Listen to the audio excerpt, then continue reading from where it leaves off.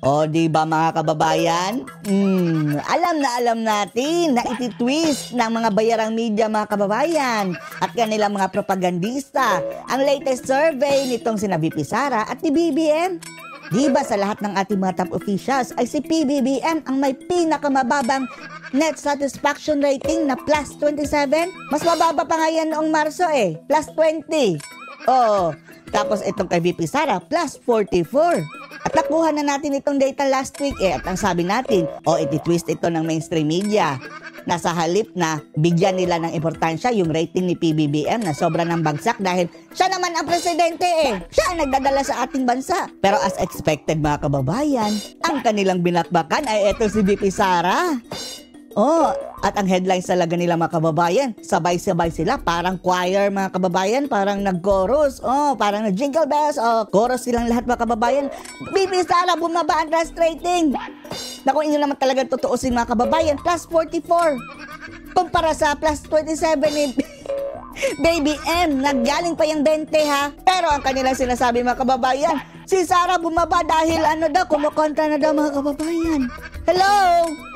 Alam natin itong mga galawan ng mga bayarang media para mapagtakpan nila ang kainutilan dito si PBBM ay inaatake nila si VP Sara. Kung inyo naman talaga tutuusin, plus 44 versus plus 27, ay ang layo ng agwat.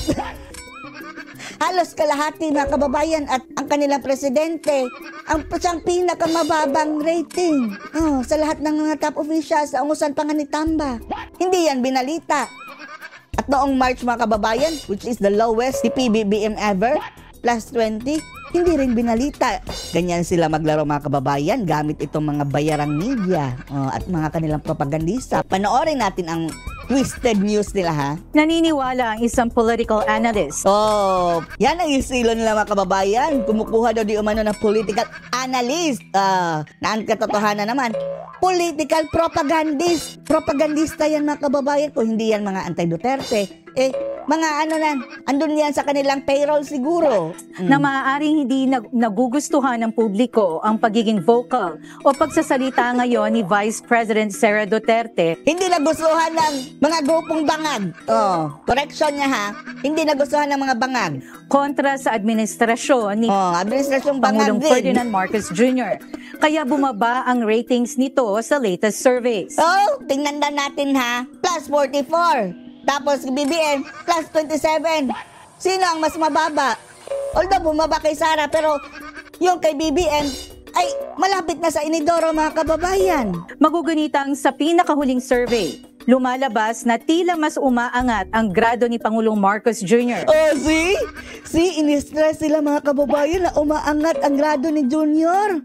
Tingnan nga natin ang grado ni Junior ha. Boom! Yan po mga kababayan ang grado ni Junior. Yung naka-circle lang pula ha. Umaangat, galing plus 20. Lowest pa rin yan Kahit tayo umangat yan hanggang plus 28 is lowest pa rin yan. Ganyan sila mag-twist ng balita mga kababayan. Ganyan sila mag-twist ng balita. Hindi nila sinabi na sa lahat ng mga officials, si BBM ang may pinakamababa. Tapos, pagbalita nila, umangat. Tumanga. Parang nabaliktad ang angat, tanga. At mas dumami rin ang nagsasabing sila ay pro-Marcos kumpara. Dumami ang pro-Marcos, ipapakita na naman natin. VP Sara plus 44, Marcos plus 27. Paano nyo ma-justify iyan? Ito mga propagandista talaga, di ba? Sa mga sumusuporta sa mga Duterte. Sila Lane Moreno, humahataw sa bias news, sa twisted news, sa fake news. Hataw, balita, ngayon. Fake news, balita ngayon. Tila nag-iiba na ang timpla. Ito ang pananaw ng isang political analyst na si Professor Ed. Hindi nag-iba ang timpla ni Sara.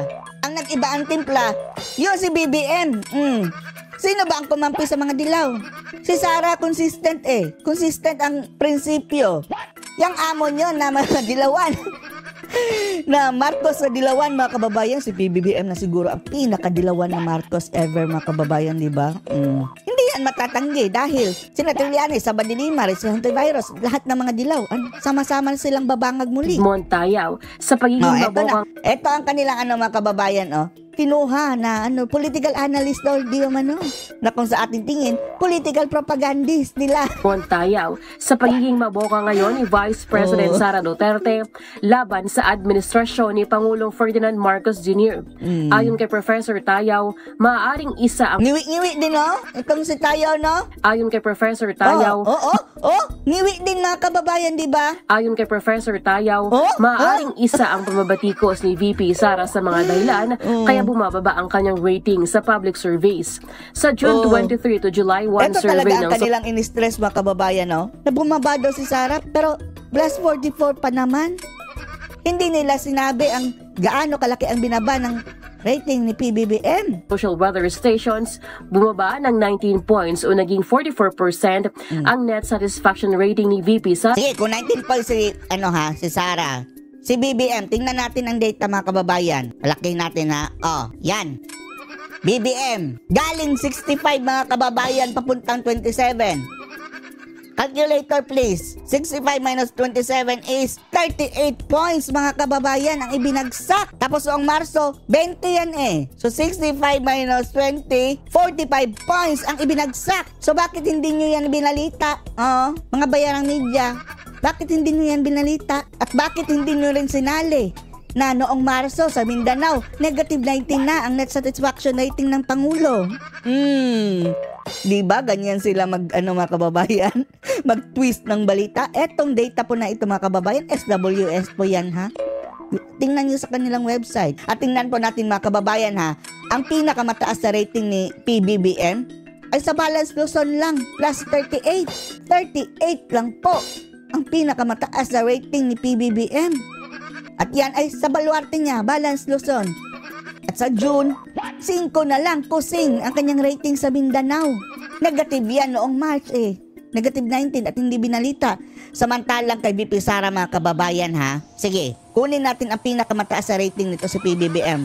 Nasa Balance Luzon, plus 38. Ang rating ni VP Sara, ang pinakamataas si VP Sara, plus 73, mga kababayan, sa Mindanao. At ang pinakamababa na rating ni VP Sara, ha, is andyan sa Balance Luzon, na baluarte ni PBBM, plus 31. Malaki pa rin. Samantalang kay PBBM, ang pinakamaliit na rating ni PBBM, mga kababayan, is 5. Kay Sara, ang pinakamaliit na rating, plus 31. Pinakamalaki ni BBM, plus 38. Tapos pinakamalaki ni Sara, plus 73. Tapos ang binabalita dito sa media, mga kababayan, bumaba daw si Sara. Pero hello, kahit pa mag-negative 100 yan si Sara, is irrelevant na po yan, mga kababayan, dahil hindi naman siya nagpapatakbo ng bansang ito eh. Sino ba ang presidente? Dapat in-stress nyo, bayarang media, ay yung rating ng presidente, dahil siya ang nagpapatakbo ng ating bansa eh. Kahit pa yung plus 100 si Sara, hindi pa rin tayo uunlad dahil wala naman siyang control dito sa pagpapatakbo sa ating bansa. See? Mind ba? Gamitin yung utak nyong gamunggo, mga biased media. Tapos ito, mga kababayan, ang purpose sila nito, mga kababayan, ay para sirain ang imahe ni VP Sara. Wala na sila para sa bayan talaga, mga kababayan, na newsworthy talaga na para sa nakakatulong sa bayan. Ito, para panira. Dahil ang talagang may bearing, mga kababayan, na satisfaction rating ay ang Pangulo, dahil siya ang nagpapatakbo ng ating bansa. Mula sa 63% noong Marso. Ang pinakamalaking factor yung galaw. Ang pinakamalaking ulol, si Edmond Tayaw. Huwag na tayo makinig dito sa mga propagandista nila, mga kababayan, dahil twist eh. Come on, let's twist again. Like we did last summer. Let's twist again. Twisted news, mga kababayan, ang mga pinagagawa. Anong masasabi niyo dito, mga kababayan, na itong mga bayarang media, mga biased media, ay tinitwist itong mga ratings na sa highlight na ang ibalita ang rating ng Pangulo dahil siya naman ang papatakbo ng bansang ito, ay tinwist nila, mga kababayan. Kinubli nila ang pagbaba ng ating presidente na rating ni BBM at pinagmukha nilang si Sara ang bumagsak talaga. Anong masasabi niyo dito? Post your comments below.